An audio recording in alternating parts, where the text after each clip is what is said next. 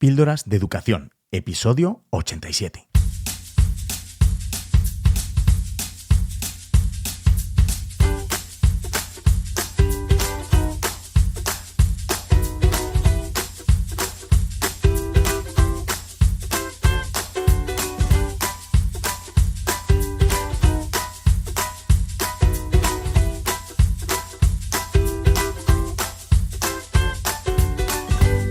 Estás escuchando Píldoras de Educación, un podcast sobre innovación y cambio educativo.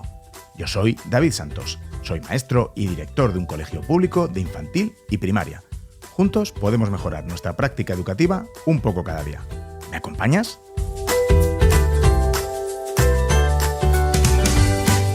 Hola amigo, hola amiga, ¿qué tal estás? Oye, te agradezco que estés aquí escuchando un episodio más de este podcast que hago para ti, claro que sí, para los docentes inquietos. Y bueno, pues si es la primera vez que te pasas por mi podcast, pues nada, bienvenido, bienvenida. Y bueno, tienes otros 86 episodios en los que, bueno, pues puedes picotear de aquí y de allá y ver el contenido que te ofrezco. Hoy no me quiero enrollar mucho en esta introducción porque tengo invitado de lujo. Hoy está con nosotros, con todos vosotros y conmigo, por supuesto, cuando lo grabé, José Antonio Fernández Bravo. No te pierdas ni una palabra de lo que nos cuenta. Pero antes de empezar con el contenido del episodio, te quiero recomendar un podcast. El otro podcast que hago con mis compañeros Jordi Rodríguez y José David Pérez, Libros de Educación. Ya está publicado el episodio número 4, en el que hablamos del libro Desafío en el aula, de Cristian Negre y Salvador Carrión. Un pedazo de libro sobre juegos de escape en el aula. Un manual imprescindible si quieres introducir este tipo de juego en tu clase. La verdad es que a mí me ha servido de mucho. Recuerda, Libros de Educación en tu podcatcher favorito.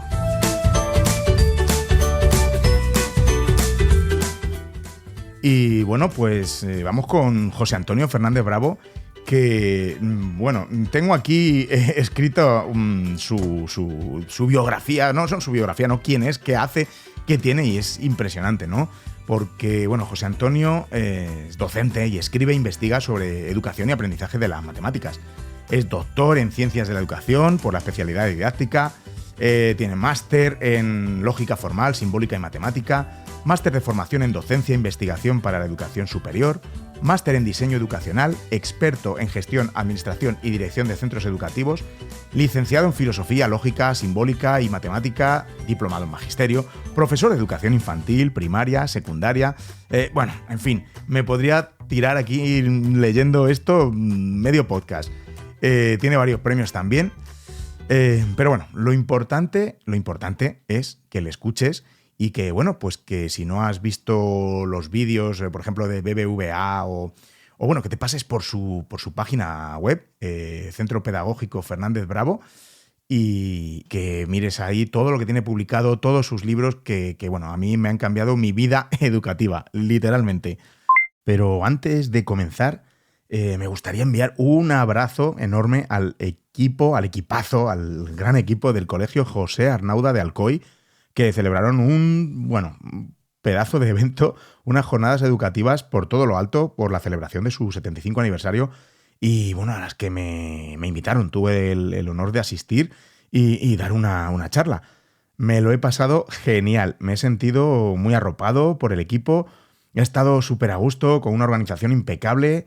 Vamos, parece mentira que sea la primera vez que organizan un evento así, que eso es lo que me decían. Pero vamos, he estado súper bien. He aprendido muchísimo de ponentes de la talla de Rosalía Arte, Paula Tenca, Paula Serrano, Manu Velasco y el gran José María Toro. Entre medias de ellos, pues pude dar yo una charlita, mi humilde charla llamada Educación a Corazón Abierto, Retos de la Educación Presente y Futura. Pues bueno, donde abrí mi corazón y conté mis preocupaciones con la educación, vinculándolo todo con mi vivencia personal, ¿no? Siempre decimos que hay que estar hablando de primera persona, ¿no? Con los niños en el centro, ¿no? Con los proyectos, pues eso es lo que hice en esa charla. De nuevo, muchas gracias a todos los que organizasteis este gran evento. De verdad, que no me he podido sentir más a gusto. La acogida, el acompañamiento bueno, todo el fin de semana en general ha sido una verdadera experiencia de aprendizaje para mí.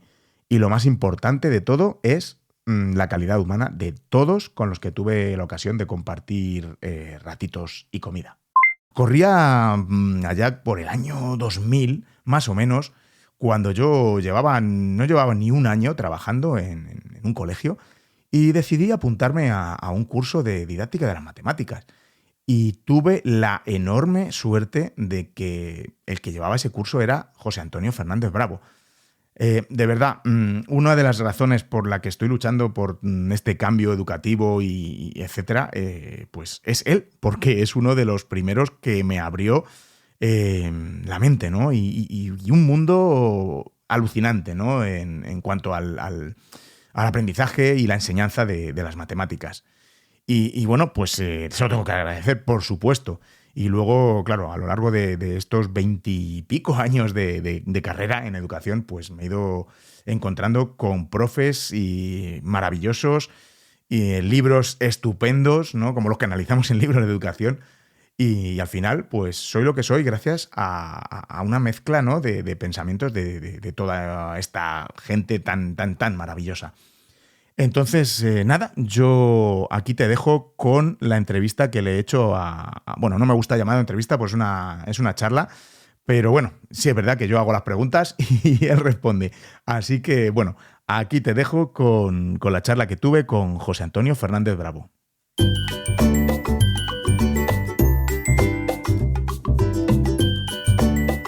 Píldoras de educación con David Santos, porque otra educación es posible. Bueno, don José Antonio Fernández Bravo, bienvenido a Píldoras de Educación. Y oye, gracias por acceder a charlar aquí un ratito en este espacio. Un placer tenerte por aquí. Muchas gracias. El placer, ya sabes que es mío, David. Bueno, lo hemos conseguido. Después de unos pequeños problemas técnicos que hemos tenido, aquí estamos hablando, que es lo importante. Y bueno, primera pregunta, que ya en la intro te he presentado y eso, pero bueno, me gusta que los invitados se definan un poco, ¿no? ¿Quién es José Antonio Fernández Bravo? Bueno, José Antonio Fernández Bravo es una persona muy inquieta por la educación, ¿eh? Porque ya desde pequeño, desde muy pequeño, lo que realmente quería ser es maestro, ¿no? Entonces, una persona inquieta por ver qué mejoras se pueden hacer cada día, sobre todo para que el que aprenda bien, con el esfuerzo necesario, con la inquietud y los criterios y los principios, bueno, pues digamos adecuados, ¿no? Y como cada vez, bueno, pues la sociedad, la cultura, digamos la vida cotidiana, ¿no? Te exige nuevos rumbos, lo que hay que hacer es adaptar a esos nuevos rumbos lo adecuado, porque no lo que valía hace unos años sirve ahora, ¿no? Entonces, yo creo que la palabra correcta es lo adecuado, ¿no? Pero la pregunta correcta, importante, es qué es adecuado a cada época, a cada necesidad. Y a eso nos dedicamos. Pues muy bien, oye, me gusta que digas lo de inquieto, porque fíjate que en mi podcast yo lo defino para maestros, profesores, docentes inquietos. Así que mira, estamos en el lugar adecuado, ¿no? Una cosilla, estabas diciendo que hay que adaptarse, que, bueno, no sé si bueno, estamos en un mundo en el que vamos un poco a lo loco, vamos con prisas. Vamos con la lengua afuera, de acá para allá, nuestras clases, que no llego a dar los contenidos, que muchas veces que vamos ahí a piñón fijo y yo creo que se nos olvida un poco lo esencial, ¿no? Que es parar un poco, observar y escuchar, que ya te he oído a ti muchas veces la importancia, ¿no? De esto de la escucha. ¿Sabemos en general escuchar a nuestros alumnos, José Antonio? ¿Por qué es tan importante? Bueno, vamos a ver, yo no sé si sabemos. Lo que sí sé es que lo necesitamos porque de no ser así, digamos que la comunicación no es que no sea fluida, que una cosa es la fluidez y otra cosa es que exista, ¿no? Porque algunas veces dicen que la comunicación con el alumno sea fluida, pero bueno, para que sea fluida debe existir. Yo voy un poquito antes, ¿no? ¿Cómo iniciamos esa comunicación? ¿Cómo abrimos la puerta a la comunicación? Y la única herramienta es la escucha, porque ¿qué pasa? Que los que hablamos, los que informamos, los que de alguna manera somos transmisores de la cultura, pues lo hacemos desde nuestras experiencias y desde nuestro conocimiento. ¿Qué ocurre? Que la percepción, la interpretación de los que reciben esa información se realiza desde sus experiencias y desde su conocimiento. A veces no convergen las experiencias y el conocimiento que tiene el emisor y el receptor, con lo cual no hay comunicación. Entonces, ¿qué pasa? Que cuando las experiencias, como sucede en nuestro caso de adulto y de niños principalmente, ¿no? De niñas, por supuesto, las experiencias no son parecidas. Quiere decir que ellos viven en su mundo y nosotros en el mundo de los maestros. Lo que tenemos que hacer para que la comunicación exista es que al menos uno de esas dos personas se adapte a las experiencias del otro. Y evidentemente algunos creemos que lo mejor es que los alumnos se adapten a las nuestras. Como ellos no lo van a poder hacer, aunque lo intenten, que algunos los hay muy buenos, pues no hay comunicación. ¿Qué es a mi juicio lo que más representa lo que estoy diciendo, lo que estamos hablando? Pues la escucha. Es decir, adaptarte tú a aquellos, a sus experiencias, a sus inquietudes, a sus necesidades, abrir camino, hacer coincidir tu mirada con esa mirada infantil, dejar de oírte a ti, preguntarte por qué dicen lo que dicen, por qué hacen lo que hacen y converger esas experiencias. Yo creo que es el adulto el que tiene más conocimiento, ¿no? Para poder hacerlo, para poder contar con el que aprende. En definitiva, es avanzar, es decir, cuento contigo. Pero existen los otros, ¿no? Los que dicen, yo soy maestro, yo soy maestra, escúchame a mí. Hombre, también, vamos a ver, cuidado. Con esto no podemos sacar de quicio las expresiones, que luego nos oyen y dicen, mira cómo ha cambiado las cosas, que ahora ya no hay que escuchar al maestro. No, no estamos diciendo esto, ¿verdad? Estamos diciendo que evidentemente también ellos y ellas tendrán que hacer ese pequeño esfuerzo para adaptar a una interpretación correcta la comunicación que yo quiero ofrecerles. Pero para eso está la didáctica y las herramientas y las técnicas de pedagogía y de procesos de enseñanza-aprendizaje para que esas interpretaciones sean correctas y que cuando no se escuchen vayan hacia el éxito en la interpretación correcta. Pues fíjate que te estoy escuchando, José Antonio, decir lo de adaptarnos, ¿no? Importante, ¿no? Al alumnado que tengamos. Y es que justo en el pasado episodio que publiqué, en el 86, pues bueno, una profe me envió un audio, ¿no? Que era una profe de secundaria bueno, que le ha tocado unos grupos muy complicados, sin motivación. Me dice que no tienen nivel, que no tienen eso, motivación, ¿no? Por el aprendizaje, que dinamitan el aula, etcétera. Y bueno, pues una de las cosas que yo decía era eso, ¿no? Exactamente, el de bueno, pues que hay muchos que creemos que ese grupo, que esos niños se tienen que adaptar a nosotros, ¿no? Y tendría que ser al revés. Y oye, yo desde mi humilde opinión le di un par de consejos, pero bueno, yo creo que esto también le valdría, ¿verdad? Perfectamente. Sí, no, y vamos a ver, no vamos a quitar importancia de la parte que a cada uno corresponde, ¿no? Porque entonces sería hacer apología de la inutilidad, ¿no? Yo creo. Pero dice, bueno, todo lo tiene que hacer el maestro. Hombre, no. Pero que sí es cierto que antes se decía, como tú dices, bueno, pues que se adapten los alumnos al maestro, ¿no? Y entonces, bueno, pues a la maestra, ¿no? Que te tocaba. y lo que hacías era, bueno, pues ver un poco por dónde iba para darle las respuestas que ellos querían. No, no se trata de eso, se trata de adaptarnos a ellos para que se adapten al conocimiento y al desarrollo que con nosotros como guías les vamos a ofrecer, ¿no? Entonces también ellos tendrán su parte. Yo no digo que no, Claro. porque también hay que exigirles, claro. Si no, uno solo no lo puede hacer. Exacto. Exacto. Y también, bueno, dices mucho, José Antonio, bueno, tanto en tus libros como en las charlas que te he escuchado, lo de que no hay aprendizaje donde no haya un desafío, ¿no? Explícanos un poquito esta afirmación, que estoy totalmente de acuerdo, por supuesto. Claro, vamos a ver, esa adaptación, ese contar contigo, esa capacidad de escucha de la que hablábamos antes, se tiene que envolver, ¿no? No es cuestión de ponerse frente al alumno, a la alumna y decir, venga, que te voy a escuchar. No, habrá que provocar, ¿no?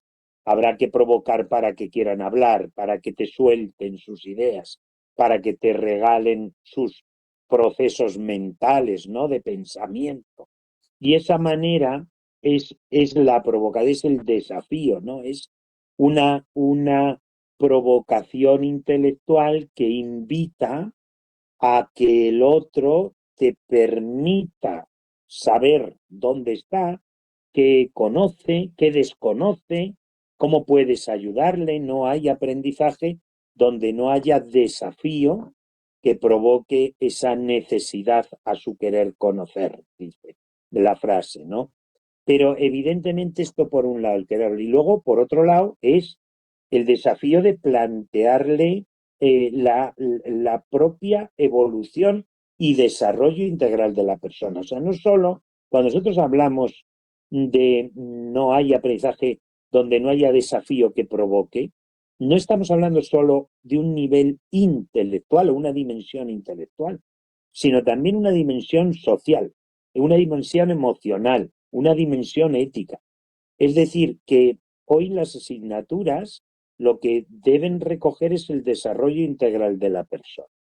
Cuando hablo de desafiar, de provocar, es de invitar al otro a querer hacer, a atreverse a ello. Por eso muchas veces uno de los consejos más grandes que les damos a los padres y a los maestros, pero sobre todo a los padres, no más, cuando dicen, ¿qué tengo que hacer? Digo, déjale hacer, ¿no? Es que se quiere subir a la nevera, es que quiere abrir la nevera. Digo, déjale hacer, déjale, porque ese desafío le va a permitir generar unas estrategias. Entonces vamos a ver con ese dejar hacer qué se le ocurre, a qué puede coger y qué no, dónde está el peligro y qué puede pasar según las distintas estrategias.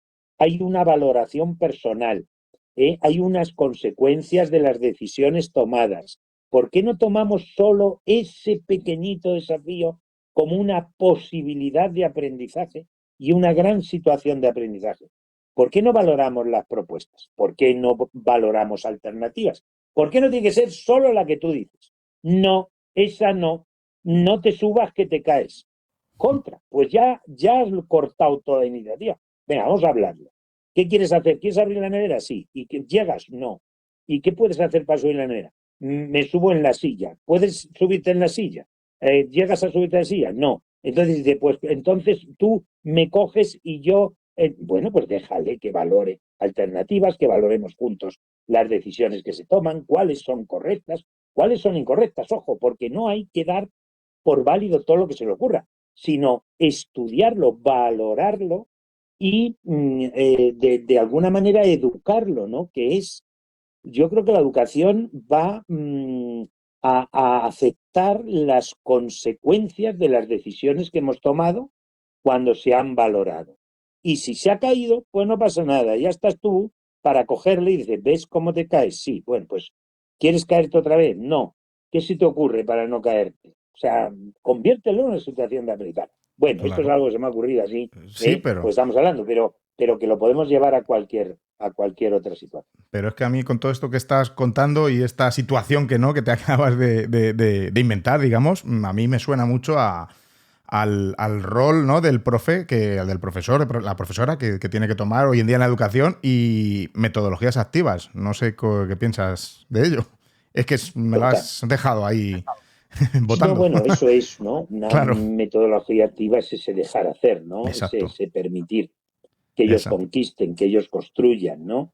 Que Eso es. ellos valoren. Pero también la metodología activa, como decía, tiene a su validez en tanto el protagonista es el alumno, el niño, la niña, el adolescente, estudiante, es igual.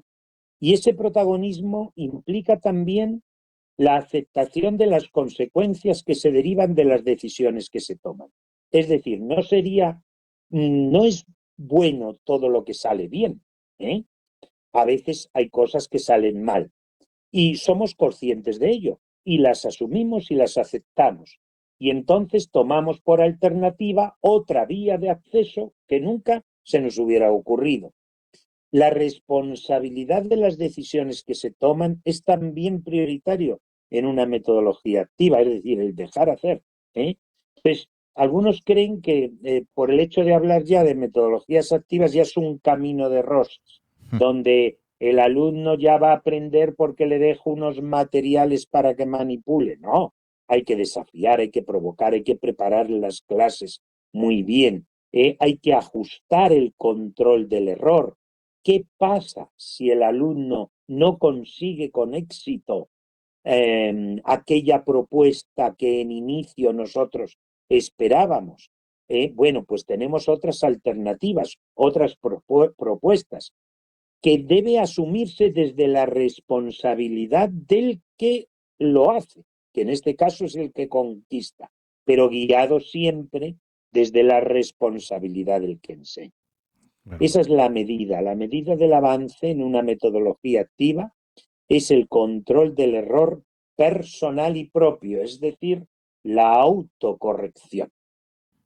Me parece, vamos, muy aclarador todo lo que nos estás contando. Además, que luego se forman unas dicotomías o unos debates como muy tontos, ¿no? Muy estériles de que o estás a favor de metodologías activas o es que o todo lo contrario, ¿no?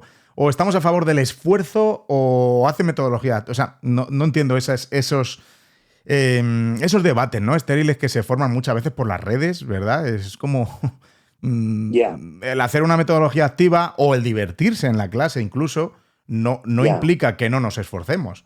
No entiendo por qué hay que elegir una u otra. por supuesto. ¿Sabes qué pasa, David? Que, bueno, a mi juicio, ¿verdad? Sí, Como tú me estás haciendo a mí la entrevista, yo digo lo que claro. pienso, no lo que piensan los demás, si no sería, Exacto. ¿verdad?, absurdo. Dice, oye, mira, le estamos haciendo la entrevista a José Antonio, pero me dice lo que piensan los demás. Y digo, hombre, pues para eso les llamamos a ellos, ¿no? Sí, vamos a ver, estoy totalmente de acuerdo que efectivamente se entra a veces en esas dicotomías, pero vamos a ver, em, yo te digo que hay muchas brujas disfrazadas de hada, muchas brujas disfrazadas de hada. Y hoy hay, bueno, pues como en todo, mucho populismo, ¿no? Hay mucha vulgaridad. La palabra vulgaridad es triste para mí dentro de temas profesionales, ¿no? Porque yo estoy seguro que soy vulgar en muchas cosas que no entiendo, pero desde luego intento no ser nada vulgar en la profesión que me acompaña en el desempeño de mi función, en este caso docente, ¿no? Y hoy hay mucha vulgaridad, hay muchos blogs, muchas WhatsApp, mira tía, mira tío, cómo me he encontrado, no hay ninguna realidad científica que soporte eso y bueno, pues se aplica. Y con tal de decir metodología activa, pues ya lo tenemos todo hecho. Tú has dicho algo importante, decir, y que habría que incluso subrayar, ¿no? En ese lenguaje. Mm, todo, todo, absolutamente todo puede ser adecuado, bien utilizado. Y todo absolutamente todo mal utilizado puede ser el desastre más grande. Exacto. Entonces, yo he visto a gente disfrutar con una pizarra y una tiza, y los he visto disfrutar. Entonces, lo que hay que preguntarse no es lo que hace el que enseña, sino lo que siente el que aprende. Y eso sería la medida de la validez de la técnica, método o metodología que tú desempeñas. Entonces, ¿yo qué soy? Más grande porque yo te digo, mira, David, que yo utilizo metodologías activas. Bueno, pues tú vas a mi clase y les preguntas a los niños, a las niñas, oye, ¿cómo os sentís? Y ellos dicen, pues nos aburrimos mucho, nos hace tocar mucho unas cosas de madera, se nos caen todas, no nos deja jugar, es un aburrimiento, yo me quedo sin fichas, Jaime coge todas. Yo digo, pues macho, ¿qué estamos haciendo? Pues una metodología activa. Ahora, yo cojo una pizarra, cojo una tiza, pongo un número, les digo qué veis, les hago 5 preguntas, esas preguntas les estimulan, les desafían, provoco el diálogo, genero entre ellos alternativas contrarias, les enfrento esas alternativas para que aporten argumentos. El argumento es una conexión de pensamientos, abre la comunicación entre ellos, se sienten bien, llegamos a conclusiones juntos. Oye, yo he utilizado un número y una pizarra. Y cuando terminan la clase y les preguntan, oye, ¿cómo te has sentido? Ha molado que te pasas. Y Javier me lo ha dicho, pero yo lo he descubierto porque el otro, cuando ha dicho que era un número mayor, tenía que ser que terminara en 0, porque era la única posibilidad. A ver si podemos jugar mañana a esto, ¿no? ¿Qué es metodología activa? Entonces envolvemos las cosas. Yo creo que esto que hemos dicho podría ser un bonito titular, ¿no? No Sí. es, no hay que medir lo que tú enseñas, sino cómo se siente el que aprende, ¿no? Exacto. Porque en Y definitiva trabajamos para ellos, ¿no? por eso estamos ahí, ¿no? Para ellos, por y para ellos. Y mira, alguna vez lo he dicho también por aquí, por mi podcast, ¿no? Que yo, bueno, un enfoque que a mí particularmente me gusta mucho, ¿no? Y que saco bastante rédito de él es el aprendizaje basado en proyectos. Pero me he dicho también más de una vez que, ojo, que un aprendizaje basado en proyectos que no esté bien meditado, bien hecho, que estés bien formado, para eso mejor cógete un libro de texto y, y seguro que vamos a mejor puerto. Claro, claro. Entonces, bueno, y luego, igual, hablabas de que hay muchas, como me has dicho, muchas brujas. Muchas brujas disfrazadas de hada. Muchas. Ahora, pues parece que está de moda, ¿no? Esto de las metodologías activas y se llena ahora las páginas de los coles y de los centros y de todo, de que innovación educativa. Hacemos innovación educativa, pero claro, ¿qué es innovación educativa? Yo no lo sé, porque, por ejemplo, hacer ABP, hombre, si decimos innovación como, si concebimos innovación como algo nuevo, ya sabemos que el ABP viene de hace más de 100 años, ¿no? Entonces, ¿tú qué crees que es innovación educativa? Bueno, innovación educativa o innovación aeronáutica o innovación tecnológica, da igual, porque yo lo que he entendido siempre por innovación es mejorar resultados. Eso es lo que yo he entendido siempre. ¿Qué ocurre? Que estas brujas disfrazadas de hada, ¿verdad?, creen que la innovación es cambiar. Entonces, no, hay una frase que dice que toda innovación supone un cambio, pero que no todo cambio supone una mejora. Entonces, cuando volveríamos un poco a repetir esa necesidad de escucha, ¿no? Antes preguntábamos cómo se siente el que aprende, ¿no?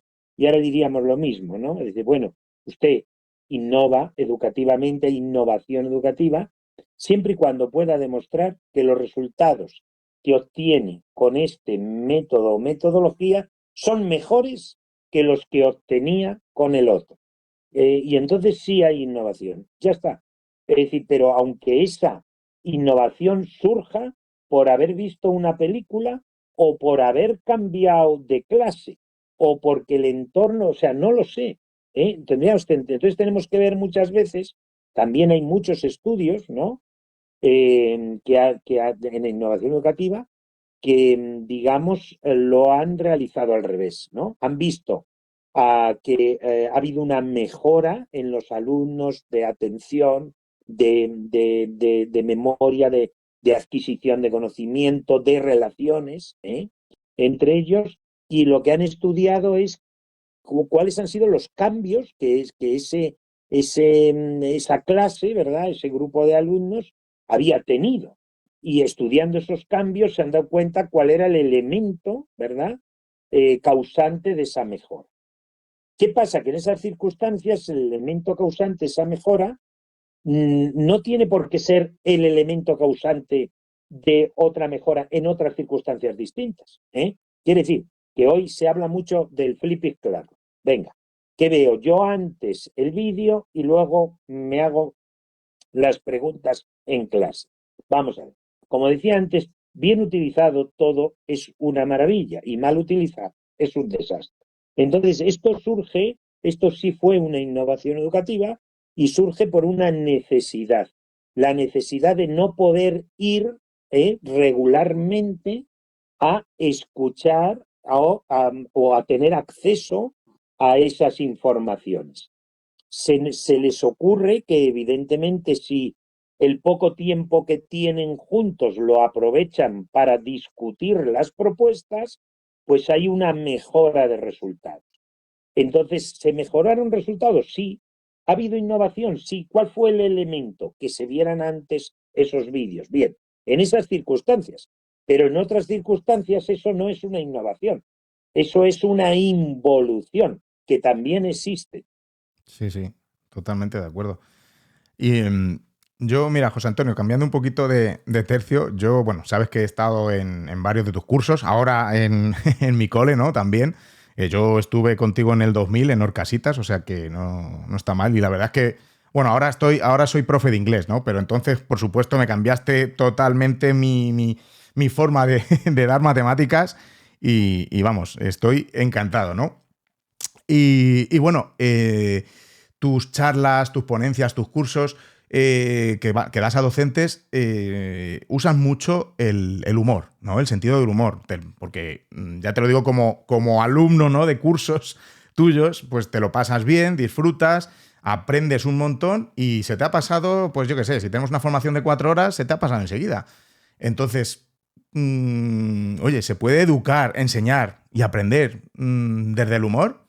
Porque hay algunos que es que, pues oye, pues hay que estar, es mejor la seriedad. No sé, yo apuesto por ese, por esa aproximación, ¿no? A la educación también. Bueno, yo estoy totalmente de acuerdo con eso, es decir, yo no planteo duda alguna, es decir, ni la mínima duda, ¿no?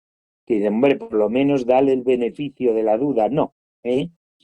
Yo creo que el humor es sumamente necesario en la comunicación. Pienso que tendríamos que tener alguna asignatura en la formación inicial del grado de maestro, de humor, de teatro, de lógica, por supuesto, para saber razonar dentro de esa comunicación, pero el humor total. Lo que pasa es que el humor hay que definirlo, porque esto es como todo, ¿no? Cuando tienes muy poquito tiempo para hablar y oyen, que ahora hay que utilizar el humor en clase, pues imagínate ya cómo nos pueden poner, ¿no?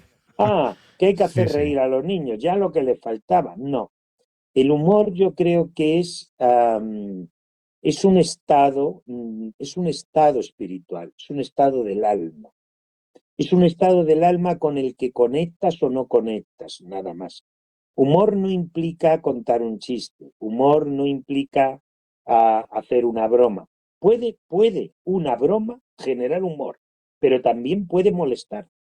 Por eso, Exacto. muchas personas que ven en el chiste el humor o en la broma el humor, cuando intentan imitarte, pues se caen con todo el equipo, porque eso no es humor.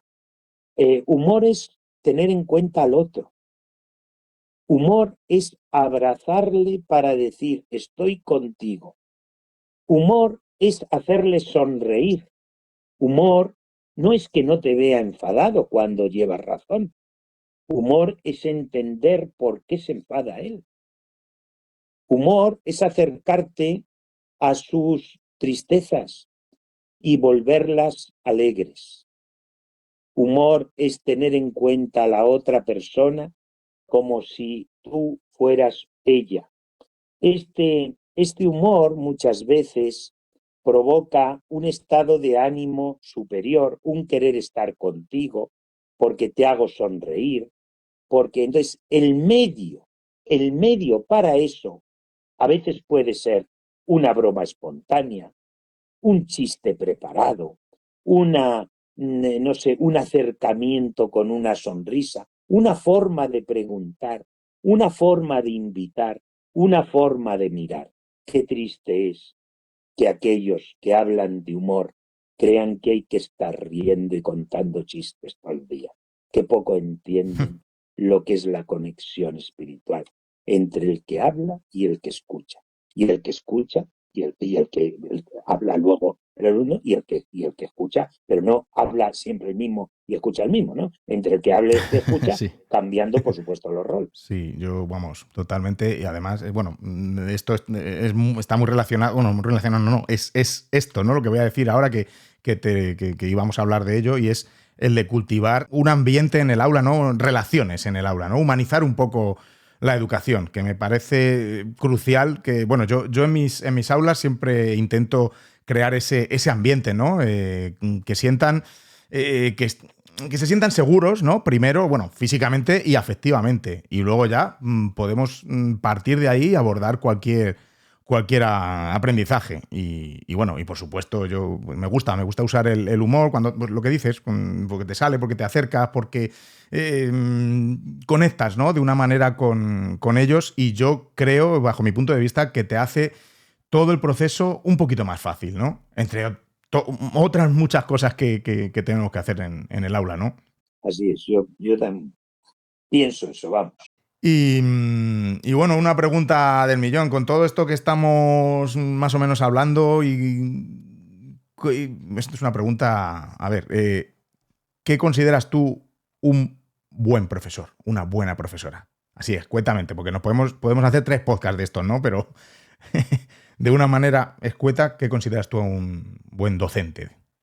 Bueno, un buen profesor, una buena profesora, yo creo que está siempre, lo he comentado, en función de qué es un buen aprendizaje, ¿no? Porque si tú le preguntas a 10 personas, o tú les presentas, por ejemplo, ¿no? Esto podría ser una bonita investigación social, educativa, ¿no? Socioeducativa.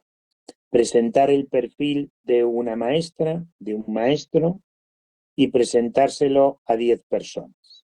Estoy seguro que de esas 10, pues 4 dicen que es un buen maestro, una buena maestra.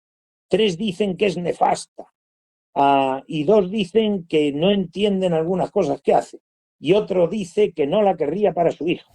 ¿Con qué nos quedamos? ¿Qué ocurre y por qué hay tanta discrepancia? Esto es muy malo para la educación, ¿no? Esto no ocurre en una medicina, en una aeronáutica, no ocurre, ¿no? Dime usted, en la electricidad, si se supone este cable con este, no hay luz, ¿eh? Y esa discrepancia, pues, está en función de lo que yo entienda por un buen aprendizaje. Entonces hay muchos padres que creen que un buen aprendizaje es hacer 10 divisiones todos los días. Leer todos los días y no lo sé, respetable, totalmente respetable, es un ejemplo. Pero claro, hay otros padres que dicen, o otros criterios pedagógicos que dicen, ¿qué sentido tiene hacer una división si no sabe dividir? Vamos a esperar a que sepa dividir y luego haremos las divisiones que tengan que hacer. No, se aprende a dividir haciendo divisiones que no sabe hacer. Me encanta. O sea, me encanta cómo vamos. Con lo cual, luego a eso llamamos esfuerzo. No, esos son esfuerzos innecesarios, porque eso no lo hace nadie. Nunca jamás se ha aprendido así. Bueno, entonces para otros el buen profesor es el buen aprendizaje es, bueno, pues generar ideas, a ser capaz de autocontrolarse, adquirir conocimientos que se comprendan y se entiendan y no que se memoricen con una verborrea vacía de sentido y significado. Entonces, ¿qué es un buen profesor? Pues aquel que genera un buen aprendizaje. Y ahí te dejo la pregunta, ¿no? Bueno, ¿y qué es un buen aprendizaje? Definámoslo. Si es que ese es el problema, si es que está sin definir. Y si usted no define qué es un buen aprendizaje, ¿cómo va a dar premios al mejor profesor? No lo puedo entender todavía. Vamos a dar premio al mejor profesor. Es un Esa es una buen buena, sí. profesor. Hoy un buen profesor es el que te hace sentir bien, lo que hemos dicho antes, el que te escucha, el que genera resultados y el que te desarrolla, y el que te desarrolla integralmente. Para eso, a veces, hay situaciones incómodas entre ambos. Cuidado.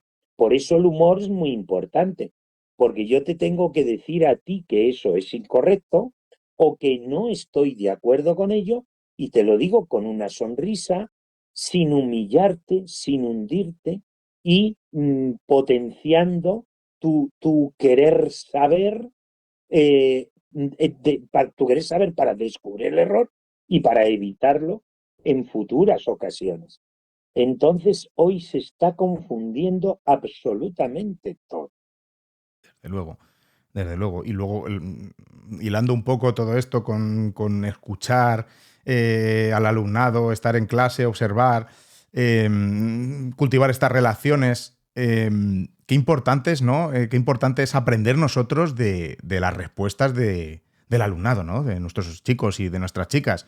Que yo me río mucho, ¿no? Cuando nos cuentas en las formaciones, cuentas anécdotas sobre respuestas de los niños, ¿no? Que más allá de lo graciosas que puedan llegar a ser, a mí me parece que son un auténtico aprendizaje para nosotros como docentes. Y muchas veces hasta un buen guantazo de realidad, ¿no? Decir, jolín, es que yo estoy esperando esta respuesta y me está dando esta otra, aunque eso no lo pensamos realmente. Es como, no, niño, dame esta otra respuesta, ¿no? No sé si nos puedes contar alguna anécdota de estas que te haya hecho aprender, ¿no? A lo largo de tu experiencia.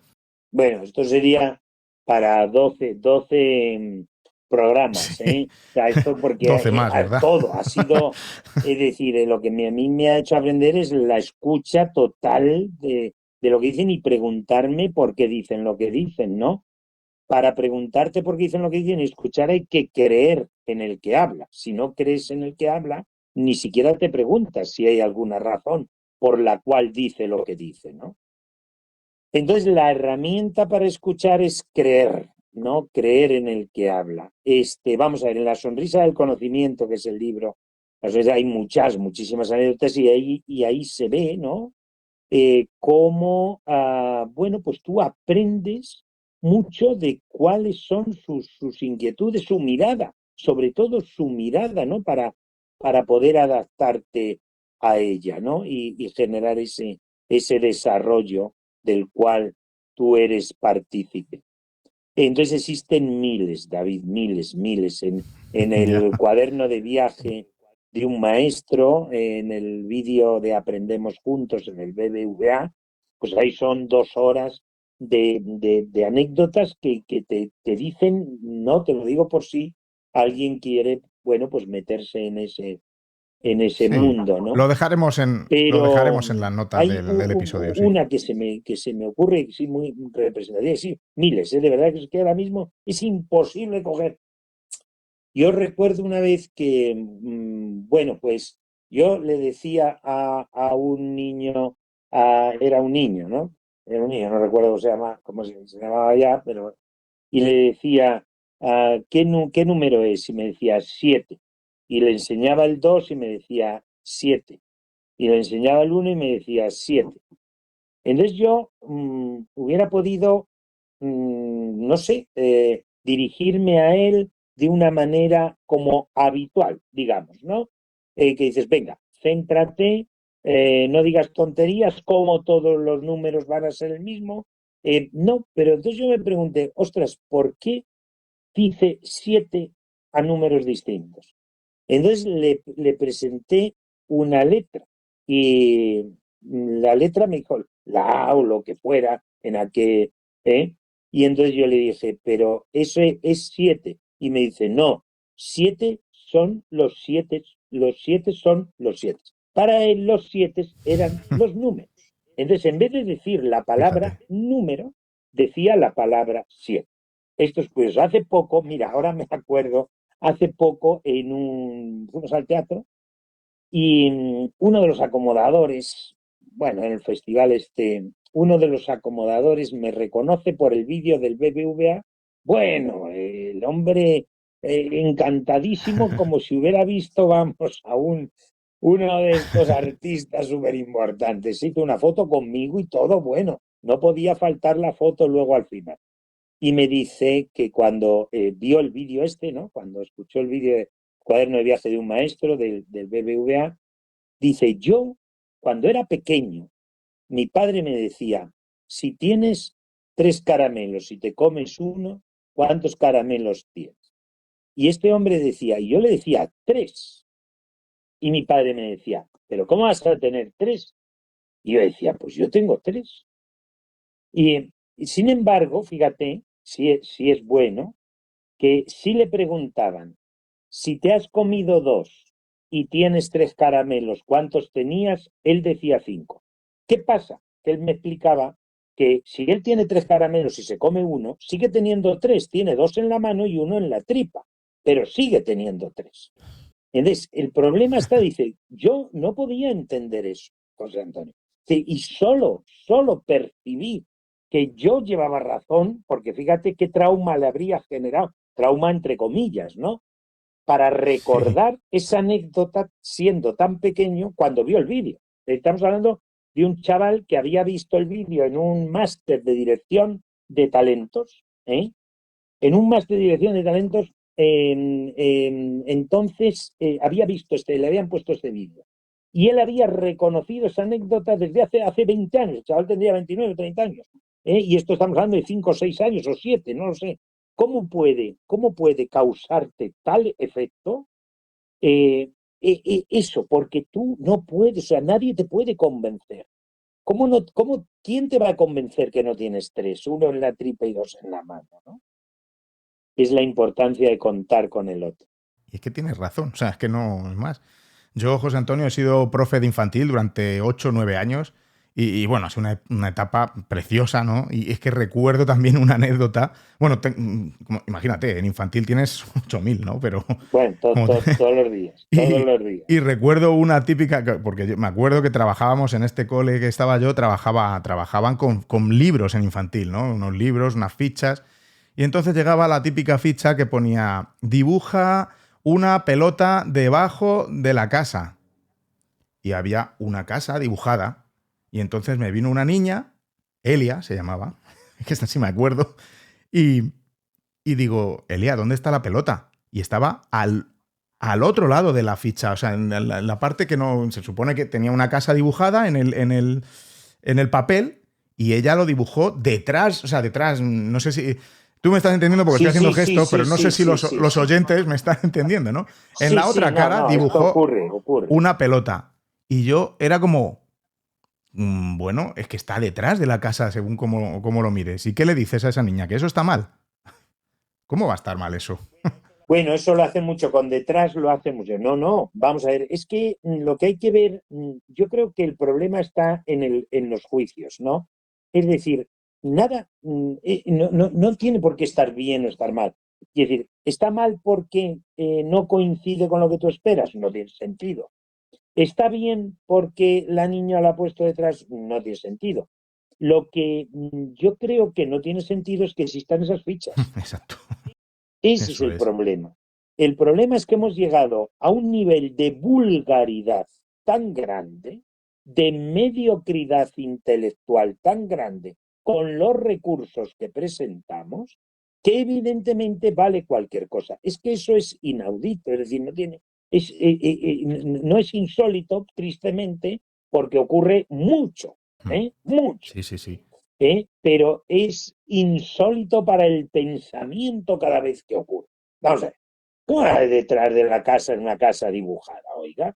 ¿Cómo voy a O hacer? detrás, ¿Cómo o voy a debajo. hacer? Piense otra actividad, Sí. piense otra, haga otro dibujo, valore, pero claro, se hacen desde la mente del adulto y no desde la mente del que aprende, Eso ¿no? es. Y ahora que estamos hablando de matemáticas, oye, por qué somos normalmente tan rígidos o no sé cómo definirlo, ¿no? En enseñar matemáticas.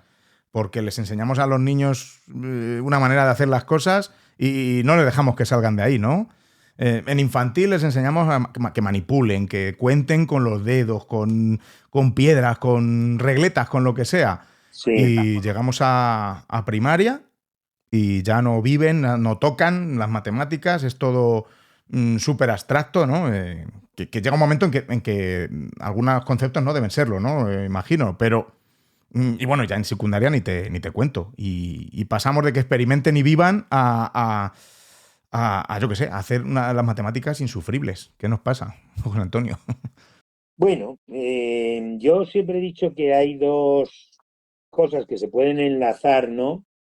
Dos principios que se pueden enlazar a ese buen maestro que preguntabas antes, ¿no? Que es dominar tu materia y escuchar al que aprende, ¿no? Entonces, cuando hoy se dice que hay que dominar la materia, parece que estás hablando de algo, no sé, pues que es arcaico, ¿no? Mire usted, no tiene en ningún área del saber ningún sentido no dominar la materia, salvo en educación. Vaya narices. Entonces, vamos a ver, usted vaya a una medicina y diga que no importa dominar su materia. Vaya a una informática, vaya a una aeronáutica, a una ingeniería agrícola, vaya donde vaya, a unas matemáticas, a una física, a una biología molecular, a un nanotecnología, diga que no hace falta dominar su materia. Dígalo, a ver qué le dicen. Salvo en educación, que el de modé y el que está fuera de todo esto es el que domina la materia. Bueno, pues cuando nos demos cuenta que hay cosas que se caen por su propio peso, pero porque de alguna manera es natural. Entonces, lo natural, pues no podemos cambiar. En este sentido, el dominio de la materia y el escuchar van juntos. Y cada uno enseña, pues muchas veces lo que sabe, y algunas veces, pues sabemos muy poco. O sea, esto es así. Y me ha tocado enseñarla, así que le voy a hacer. No podemos hacer otra cosa. Eso es una de las razones principales que hay en la literatura científica, más de 1000 artículos que ya demuestran esto, ¿no? Muestran que evidentemente no tiene ningún sentido ser un guía en el trabajo de aquello que tú desconoces. Entonces sí que es cierto que hoy no tienes que saber todo. Entonces es un error que hoy salga un profesor hablando y diciendo, señores, yo lo sé todo. Eso es un error. Pero lo que es un error también es decir, señores, yo no sé nada. Entonces, vamos a hacer una cosa. Que es verdad que hay que enseñar lo que no sabemos, eso es cierto, tenemos recursos para ello. Hoy tenemos unos recursos tecnológicos maravillosos que nos ayudan a enseñar lo que no sabemos. Pero eso no quiere decir que no sepamos lo que enseñamos. Entonces, hay que atender a eso. Y luego que las matemáticas a cualquier edad pasan por 3 niveles y 3 estados de pensamiento hasta llegar a la abstracción, que es el nivel en el cual yo puedo hablar de pensamiento matemático. Y esos 3 niveles, si te los saltas, esos 3 estados, si te los saltas, pues no vas a llegar a ese nivel de abstracción, ¿no? Que es lo que les pasa a muchos alumnos, a muchos estudiantes, ya sea de primaria, secundaria, da igual. Sí. Y el primero es el diálogo, la experimentación. El primero es la experimentación, el segundo es el diálogo, el tercero es la representación y el cuarto ya es la abstracción, la aplicación de eso. Pero hay que experimentar, hay que dialogar y hay que representar. Como se empieza por la representación y por la abstracción, pues evidentemente se acabó el diálogo y la experimentación. Pues adiós ideas. Exacto. Y ya si hablamos de la resolución de problemas, ya tenemos un gran problema, ¿no? Podemos hablar muchas cosas.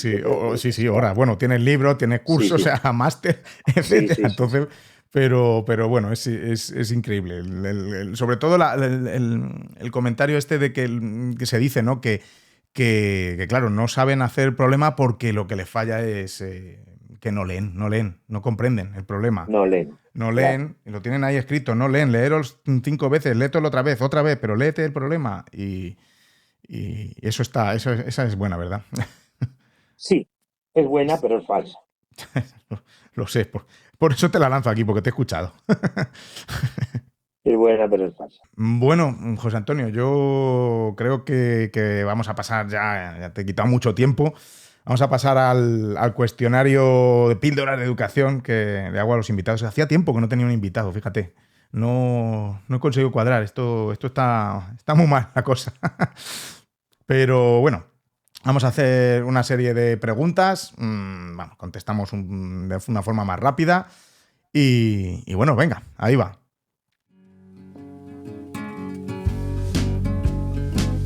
¿Qué aprendizaje compartirías con los oyentes de algo que te haya ocurrido recientemente, que hayas aprendido recientemente? Porque yo creo que siempre estamos aprendiendo, ¿verdad?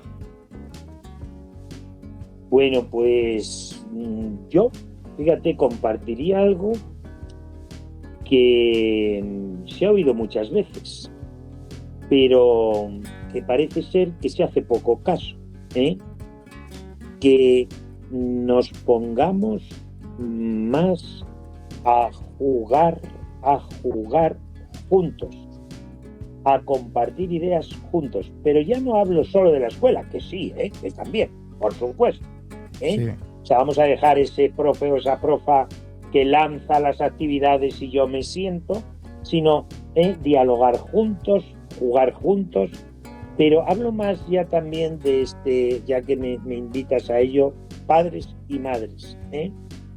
Padres y madres. Dejémonos de esos entretenimientos aislados y de verdad que puedo decirles que los niños nos necesitan. Cuando digo niños es niños, niñas, por supuesto. Sí. Vamos a ver, nos necesitan. Y necesitan que estemos no que yo me pongo un rato para ver ya luego cuando veo mis WhatsApp. No funciona. O sea, nos necesitan y a veces sabemos cuándo empezamos, pero no sabemos cuándo terminamos. Entonces, ese sería a mi juicio el aprendizaje. El aprendizaje es dirigido a todo adulto que quiere acompañar al desarrollo de un niño, de una niña, de un estudiante, de un adolescente. Tenemos que saber cuándo empezamos a hablar, pero no podemos saber cuándo terminamos. Cuándo empezamos a jugar. Yo no puedo poner como límite, venga, juego 5 minutos. Venga, no, yo te necesito, yo como niño te necesito, quiero jugar y bueno, juega cuando acabe la partida. Terminamos, o sea, no sé cuándo va a terminar. Ese sería el aprendizaje. Que por favor, que seamos conscientes de cuándo empieza, pero que no pongamos límites al cuándo termina, porque ese cuándo termina va a estar en función de lo que ellos de nosotros necesitan. Me parece fundamental, sí. Sí, señor. Venga, otra preguntita. ¿Qué libro regalarías a un docente, a una docente inquieto? No valen los tuyos. Yo sí. Esto es súper chungo porque hay muchos. Yo sí regalaría los tuyos, pero no valen los tuyos. Tú no regales los tuyos. Evidentemente, ya sé que no valen los míos porque se llamaría eso endogamia de podcast. Entonces, no. Hombre, yo les diría a cualquier docente inquieto por la educación, yo creo que tenemos que leer a los grandes.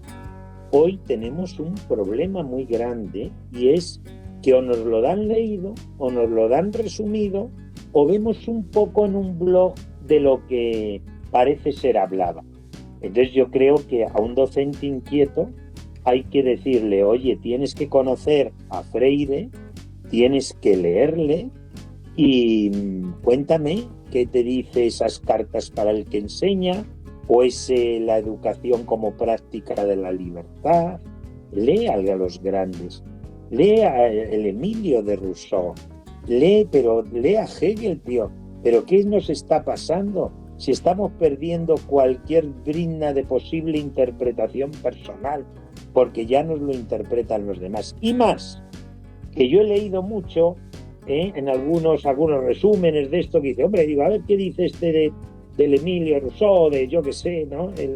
El Freire, y ves el resumen y dices, bueno, no sale del libro, primero. Y segundo, si se lo ha leído y ese es su resumen, me parece respetable. Desde luego, si yo me lo leyera, no sería el mío. Exacto. Entonces, el mejor libro es aquel que tú haces tuyo, conversando con él, pero por favor, leer a los grandes, pero leerlo desde la página 1 a la página final, ya está. Yo recomendaría ese, a La educación como práctica de la libertad, por ejemplo. Muy bien. De Freire. Pues me parece que sí, que hay que ir ahí a los grandes, como dices tú, a los clásicos. Sí, señor. Fíjate, José Antonio, que yo estoy ahora, no de educación, pero estoy leyendo filosofía, madre mía. Y estoy leyendo... Más deberíamos leer, más filosofía. Estoy leyendo a los estoicos, estoy leyendo a Séneca, estoy leyendo a Marco Aurelio, y es impresionante, ¿no? La de años que lleva eso y la de enseñanzas que te dan, pues... Bueno, vivimos de ellos. Humanísticamente no se ha avanzado como tecnológica o científicamente, ¿no? Sí, es impresionante, la verdad es que estoy aprendiendo mucho. Así que sí, es un buen consejo. Hay una frase que me gusta que dice que la calidad de tu vida es un reflejo de las preguntas que te haces. ¿Y qué preguntas debería hacerse cualquier docente para mejorar la calidad de la educación? Bueno, yo creo que es una pregunta que me he hecho siempre, ¿no? Yo pienso que bueno, la dejo aquí, que cada uno la coja, ¿no? Si quiere. Pero yo siempre me he preguntado cómo podía controlar el error, es decir, la pregunta más grande que nos va a permitir avanzar es qué mecanismos, qué protocolos, qué técnicas me permiten controlar el error. Controlar el error mío, cuidado, no el del otro, ¿eh? Estoy hablando del avance personal como maestro. Claro. Entonces, esa sería mi pregunta constante, es decir, ¿en qué medida lo que he hecho hoy lo puedo hacer mejor mañana? Y si eso es aceptado por mí, ¿dónde está el error que he cometido hoy para no hacerlo tan bien? Porque si puedo mejorar es que luego hay errores conscientes y hay errores inconscientes, evidentemente, ¿no? Hay errores activos y errores pasivos que tú cometes. Esto es como decía Spinoza, ¿no? Decía alegrías activas y alegrías pasivas, ¿no? Pues yo digo errores activos y errores pasivos. Un error pasivo es aquel en el que tú no intervienes, ¿no? Pero que has cometido error, bueno, porque pues evidentemente había otras variables que han hecho que tú lo cometas, y esas variables pues a lo mejor no las puedes controlar, ¿eh? Tú no las puedes controlar. Pero hay unos errores activos, que son aquellos que has cometido tú y que tú puedes controlar. Y yo creo que ese control del error sería la pregunta que yo me haría constantemente. Pero para eso hay que ser humilde y hay que aceptar que erramos.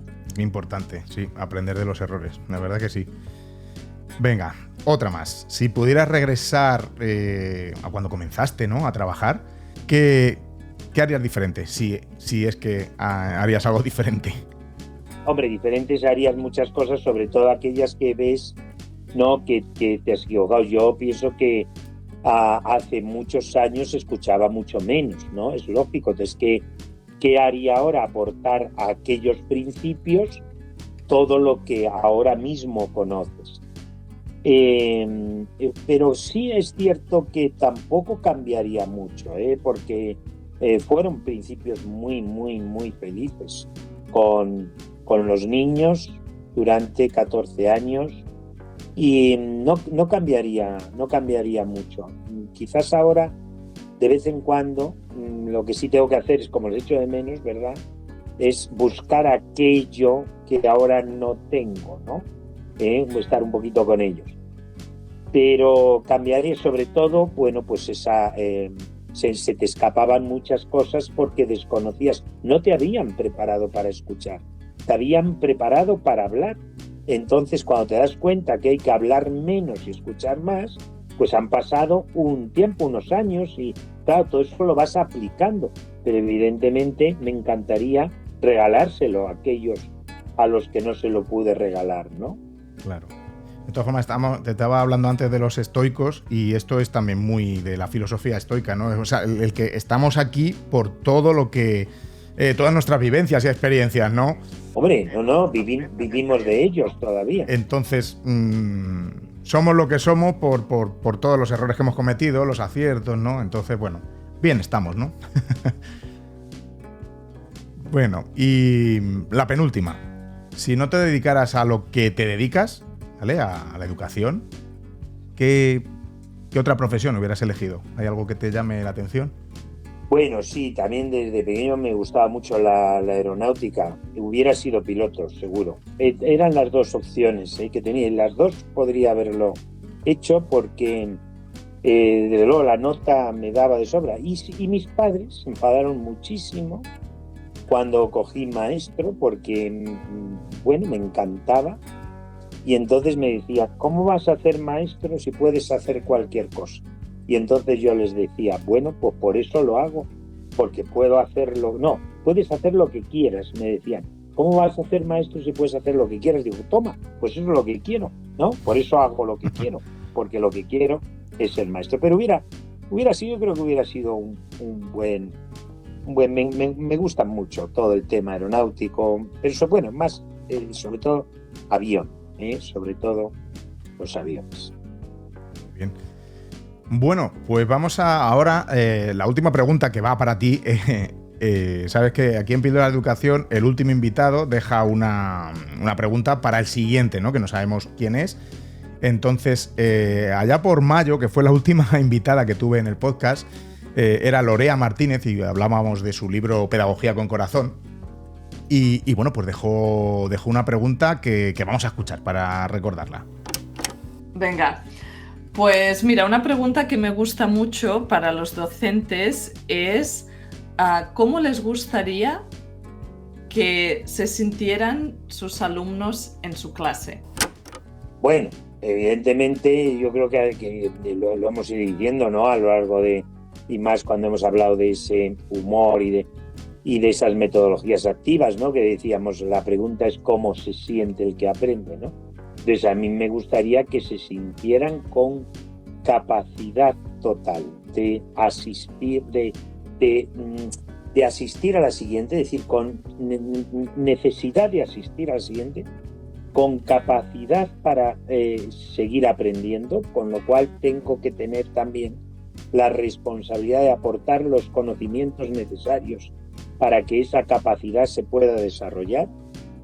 Y por supuesto, sin perder la propia identidad que cada uno tiene, es decir, que se sintieran ellos. O sea, me dolería mucho que se sintieran yo. Entonces, me encantaría que el lema fuera me encanto yo, pero me encanto yo porque se lo dijera cada uno de nuestros alumnos y alumnas que tenemos. Cuando les preguntaras, oye, cuéntame algo de ti, y ella dijera, me encanto yo. Es así como me gustaría que se sintieran, o yo hacerles sentir. Lo que no tiene sentido es que ellos dijeran, me encantas tú. Es bueno, pero lo más importante es que se encanten ellos. Pues muy bien, oye, yo creo, José Antonio, que has pasado el cuestionario con buena nota, ¿eh? Bueno, luego me la vas a decir, claro. Luego te lo digo. Luego ya cuando salga la nota total de todo. Eso es. Ya, pero ya, mira, y ya para ir a lo más alto, a por la matrícula, nos tienes que dejar una pregunta para que conteste el siguiente invitado o invitada, que no sabemos quién será, pero ahí se queda en una píldora, ¿no? Pero esta vez en la píldora, en una cápsula del tiempo para el siguiente invitado o invitada. Bueno, pues es la pregunta que hemos visto antes, que me encantaría que diéramos respuesta, ¿no? ¿Qué es un buen aprendizaje? porque siempre preguntan qué es un buen profesor, qué es una buena profesora, cuál es el perfil del profesor del siglo XXI. Digo, pues el mismo que el del siglo XXII, oiga, y el del siglo XXIV, vamos ahí. Y lo que habrá que preguntarse es qué es un buen aprendizaje en el siglo XXIV. ¿Qué será un buen aprendizaje en el siglo XXIV? Porque habrán cambiado muchas cosas y en función de eso, pues tendremos al buen profesor del siglo XXIV. ¿Cuál es el perfil del buen profesor en el siglo XXI? Bueno, vamos a ver qué es un buen aprendizaje en el siglo XXI, porque también cambiará. Me parece muy bien que cambie, me parece muy bien, pero lo adecuado es adecuarse al que aprende y no al que enseña. Con lo cual, esa sería mi pregunta. ¿Qué es para ti un buen aprendizaje? Pues nada, ahí se la dejamos para el siguiente. Ahí le dejamos la... Ahí le dejamos el meollo. No está mal, no está mal, ¿eh? No está mal esa. Ahí está. Bueno, José Antonio, oye, que llevamos aquí una horita, vamos a acabar ya. Oye, antes de irnos, ¿dónde te pueden nuestros oyentes, dónde pueden ver tu trabajo, tus libros, tus cosas? ¿Dónde podemos ir? Lo mejor es que se metan en Centro Pedagógico Fernández Bravo. Todo junto, centropedagogicofernandezbravo.com, y ahí yo creo que desde ahí, digamos, es una plataforma de despegue, ¿no? Pues se van viendo cursos, se van viendo libros, se van viendo vídeos, se va viendo. Yo creo que a partir de ahí ya se puede ir navegando. Pues fenomenal, lo dejaremos también en las notas del episodio. Oye, José Antonio, de verdad ha sido un auténtico placer haber hablado este ratito contigo. Yo saco miles de titulares, bueno, soy un exagerado, pero muchos titulares aquí de nuestra charla y muchos aprendizajes, por supuesto. Y bueno, yo sé que estaría horas y horas hablando y escuchándote, ya sabes, pero bueno, de verdad te agradezco mucho tu tiempo, que ya sabemos que estás a tope. Así que eso, muchas gracias. Gracias a ti, David.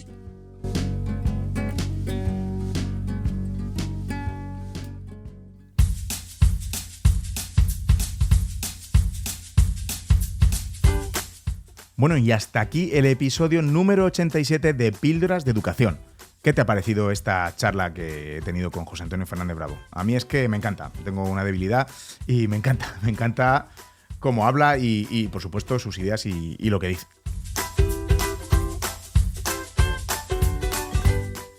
Espero que te haya gustado, que hayas tomado apuntes y te agradezco muchísimo que llegues hasta el final del episodio y que incluso me estés escuchando ahora mismo. Bueno, ya sabes que me puedes dejar cualquier comentario sobre este episodio, sobre lo que sea, sobre educación, lo que quieras. Tanto en Twitter como en Instagram me puedes encontrar como @davidsantos_a. Y bueno, y en Telegram, que últimamente estáis contactando mucho conmigo a través de Telegram, soy @davidsantos. Me gusta Telegram. Oye, podéis contactar conmigo por ahí también.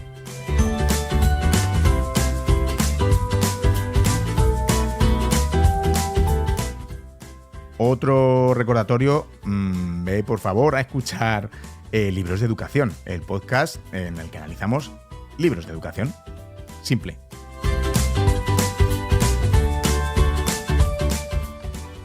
Nos escuchamos muy pronto con más contenido educativo. Y recordad, con vuestras píldoras podéis hacer que la educación goce de la mejor salud.